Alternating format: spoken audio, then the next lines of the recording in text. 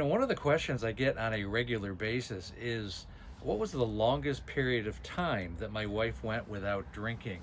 And if this is the first time seeing me, well, I was married for 25 years, and unfortunately, my wife passed away from alcohol use disorder almost 5 years ago. And I tell stories about her life, and it's really a cautionary tale. Now, the longest that she went would have been in 1999, 25 years ago, when she was pregnant with our son, and she went without drinking for the most part for about 10 months. And that was really the longest period. When I first met her, I mean, she drank, a couple glasses of wine a night. We were insurance brokers, and she drank on a regular basis. And I would say she's probably, looking back, knowing what I know now, she's probably a stage 2 alcoholic when I first met her, because it was about consistency. It wasn't a huge amount of volume, but it was consistently 7 days a week, 6, 7 days a week. Rarely did she go a day where she didn't drink. And one of the real reasons why this page exists, and the memoir and the podcast and everything I've done over the last few years since she passed away, is to create awareness and education.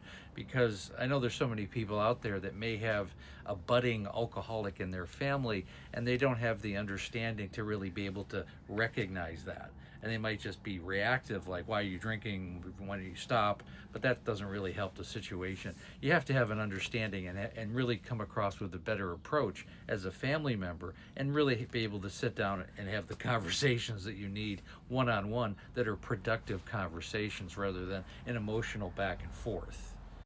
Other than that 10-month period, I mean, the longest period that she went was probably, when she was incarcerated for 60 days, and another time for 65 days, because she had 4 DUIs. That was probably the longest, and she immediately drank as soon as she got out, because she was stressed and angry about other things.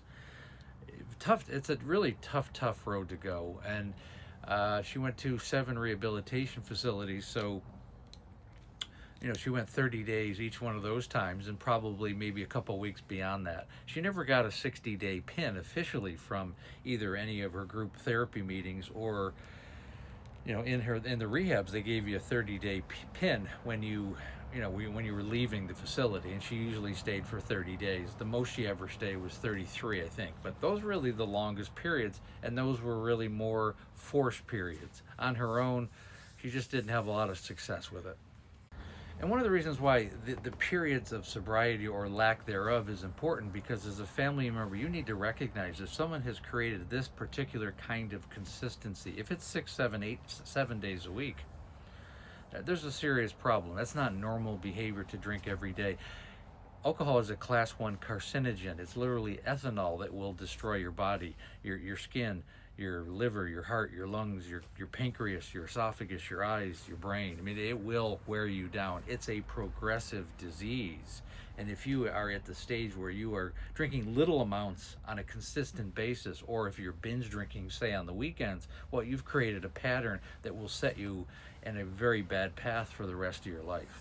Understanding that if there is not a period of sobriety consistently, or long periods, if that's not a possibility in your loved one's life, or if you're recognizing it in yourself, you got a serious issue, and it's time to do something about it. It's time to reinvent yourself. It's time to take action with group therapy, individual counseling, get an accountability partner. It's time to get to work, because trust me, Amanda's cautionary tale is a road that I wouldn't wish upon anybody.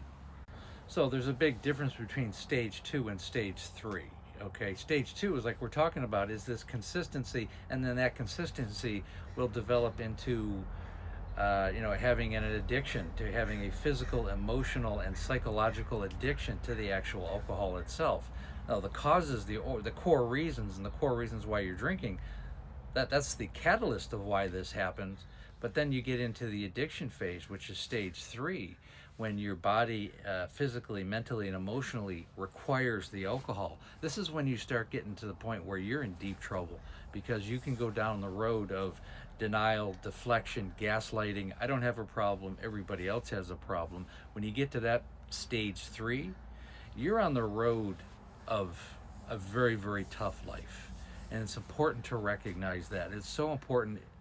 Again, I want to emphasize, if you see somebody who has created consistency in their life with alcohol, they're in a very bad situation, and this is the time to get help and nip this thing in the bud before it develops into full-blown addiction and gaslighting and denial.